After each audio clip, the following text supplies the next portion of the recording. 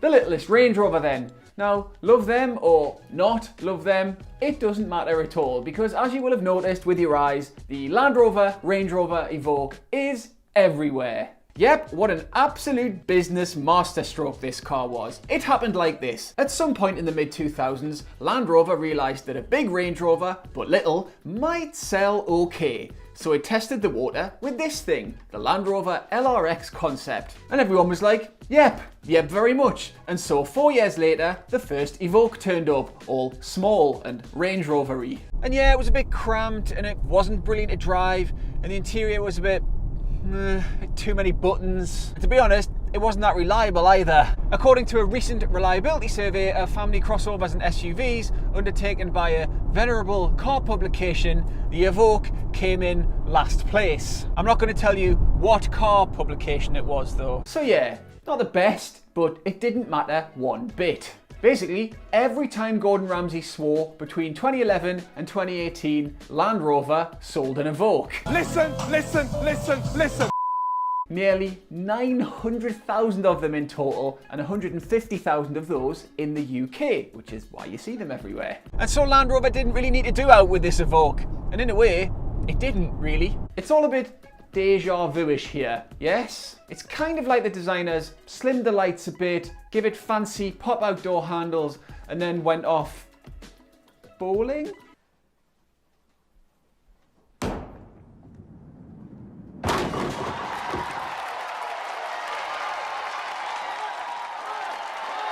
The reality, of course, is that this is very different. It uses all different parts and it's on a whole new electrification-ready chassis. But to use the bowling analogy, why throw the ball slightly differently down the lane when you've already done it? It's another strike!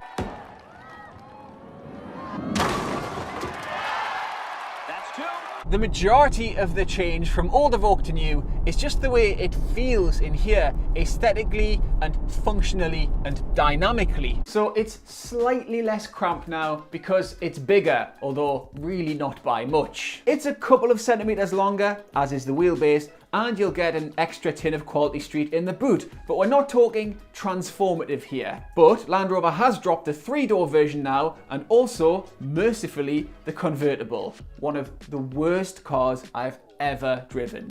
Sick. And so, because it's similarly styled and similarly sized, that also means that a couple of the old Evoque's less accommodating traits are also carried over into this new one. It's mainly space and visibility, right? And largely it's because the distinctive side view unique to the Evoque remains, where an ascending shoulder line and a descending roof line come together towards the back of the car. So what that gives you is a really compact glass house and an especially shallow rear screen. It's got really thick pillars too, all the way around. Reversing in an Evoque feels like that time they made you star as the post box in the primary school play. Oh yes, wait a minute, Mr. Postman. It also means that while you can fit 4.5 adults in this thing, it is far from the most spacious crossover on the market. Headroom is the main thing, right? Because if you're on the taller side, it just feels like there isn't quite enough cabin for you in here. So if your car has a sunroof, which this car does, that means that it lowers the roof lining a bit. And because there isn't quite enough space, that means that if your car's got a sunroof and you're a bit taller, like I am, it's going to be scraping your hair. Do you know when you're wearing a really comfortable t-shirt, right, really soft one, but then it's got a label inside it on the seam that's like scratching into your side? That's what this is like. Thing is, right, you can cut that label out quite easily, but you cannot re-engineer the roof lining of your Range Rover. Well, you could, but I've asked the office and it definitely would not be covered under the general wear and tear bit of your lease terms and conditions. On which, though, the most cost-effective and generally pleasant way of getting into one of these is with us, Vanarama. So check out the website for all the latest deals. These links just getting better and better. But this really is the non-literal cotton t-shirt, because the other thing that Land Rover did with this Evoque was really made it much closer to the proper Range Rover experience that you'd want. Basically, it feels far less like a tarted up Freelander and far more like a luxury SUV. Yeah, in every way, they really have made this more, I'm gonna say decadent. It rides much more like the fat Range Rover now, and it feels much more like one in the cabin. Yes, cabin. Land Rover has done a bit of interior harmonisation of late, right? So that now all the Range Rover cabins are roughly the same. So they have this triple screen setup, which adds a fully digital centre console, very fancy one at that, to what you would now call a fairly standard digital instrument panel and touchscreen infotainment approach. As Tom Jones might say these days upon seeing a car with two top screens. But this screen down here, it is unusual. It's not unique, right? Audi does a similar thing, but it's still a novelty, especially the way they've integrated these physical dials into a digital panel. You end up with this really lovely combination of high-tech feel, yet old-school ease of use. It is proper clever, this screen, right? It's very intuitively laid out. It helps that it's pretty big as well, so you can see everything that's happening on it. Although it is just a fact that messing around in a screen that's this low down in the cabin does take your eyes away from the road for too long. There is a wider discussion about safety to be had there. The solution, right, is you just need to spend some time when you're not driving getting to know it so that it becomes second nature. And the thing is, the dials are preset to adjust the temperature, and that's probably what you're going to want them for most of the time when you're on the move. Land Rover's updated its infotainment software recently too. It's called Pivy or Pivy or something, and it's more intuitive than ever. But you do not get that stuff with every Evoque. Yep, it's range time. I made a song just to spice things up a bit here. The range will do you good. Will do you good. The range will do you good. I said the range will do you good. Yep, that worked.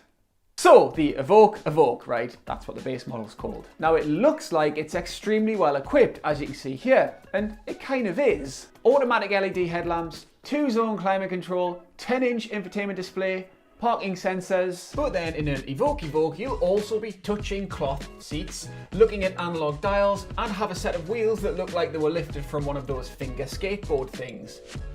And when did you ever see an Evoque like this? You never have, guaranteed. Honestly, have you ever tried to spec one of these things, right? Well, I have. Here I am. Look, it's just page upon page upon page of trying to get you to spend extra on stuff.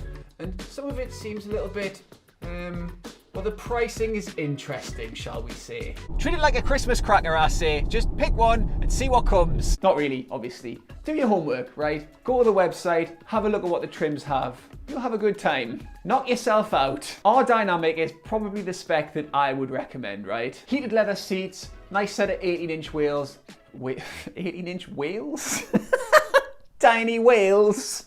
Heated leather seats, nice set of 18-inch wheels, triple screen display, bish bash bosh. Now, more important and a lot easier to explain is your engine choice. Now, as per the trims and the spec, Land Rover loves a good yearly update, right? It gives it a chance to put out a new press release to remind you that the cars exist. So most recently, the output of the diesel engines has changed slightly. You get slightly better fuel economy because they've added mild hybrid technology. So for now, the engine range looks like this. Now, you will notice that the base model diesel comes with front wheel drive, which means that it's not an SUV, but technically it's a crossover. That's right, a Land Rover, Range Rover crossover.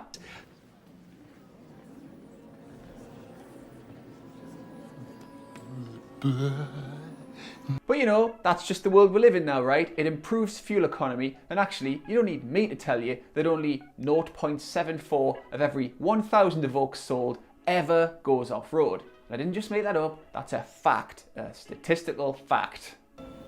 I can't lie! What you'll notice looking at these stats is that diesel makes a massive amount of sense in this car because it's that much more economical than the petrol stuff, and it's also really torquey. The base model diesel has almost as much torque as the top model petrol. Very simply put, that means that when you put your foot down at low revs, the diesel will feel very nearly as strong as the really quick petrol stuff. And on fuel efficiency with the petrol stuff, those aren't typos. Every one of the petrols posts the same WLTP figures for efficiency and for CO2, which is to say that all of them will give you the same low 20s fuel economy headache in real life. Like, why would you? Especially in the context of a diesel engine that's this good. Fair play to Land Rover for this thing, right? It was pretty awful when it first came out. I'm convinced that Land Rover give it an exotic sounding name just to blindside people into forgetting that it was basically just a rattly 4-cylinder diesel engine. Ingenium!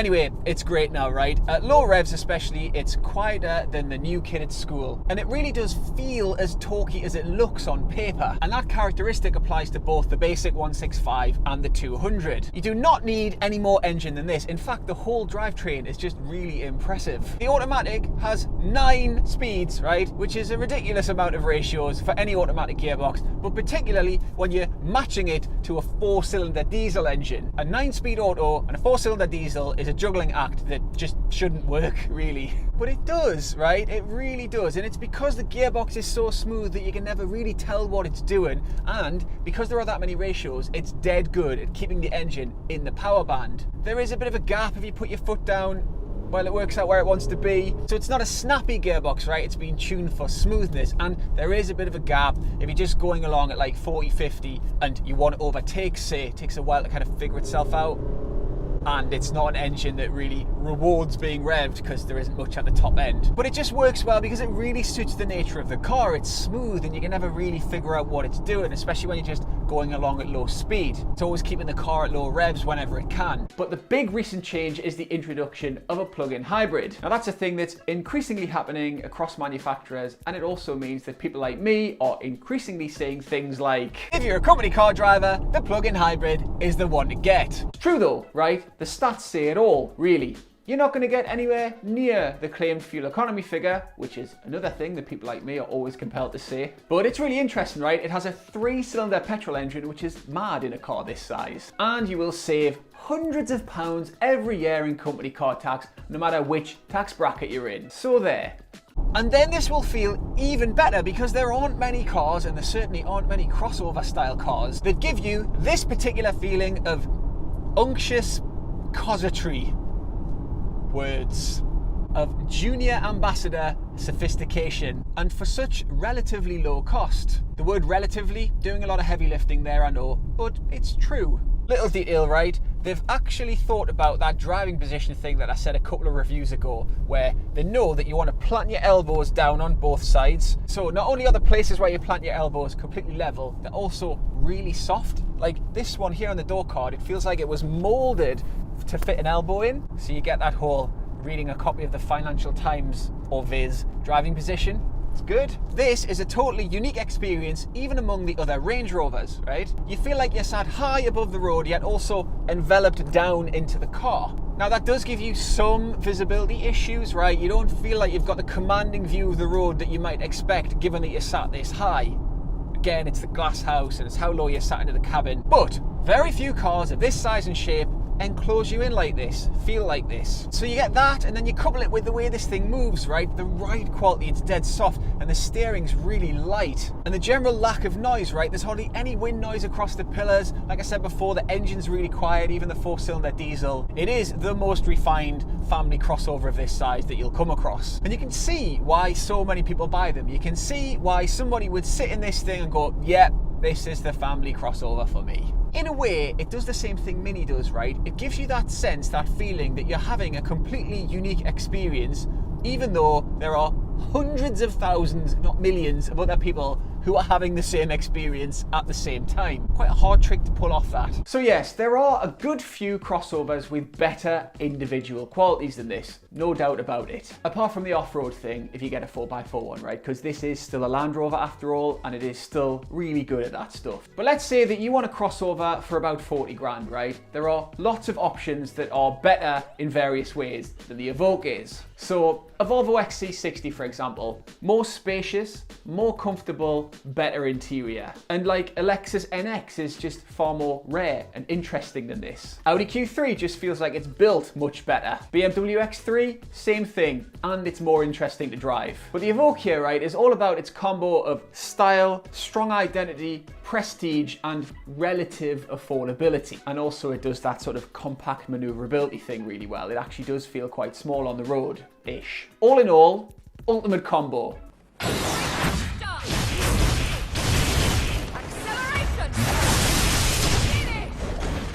I will end it there. Thanks for watching. This end spiel is becoming a tick now. I just say the same thing every time. So now I'm going to say something different.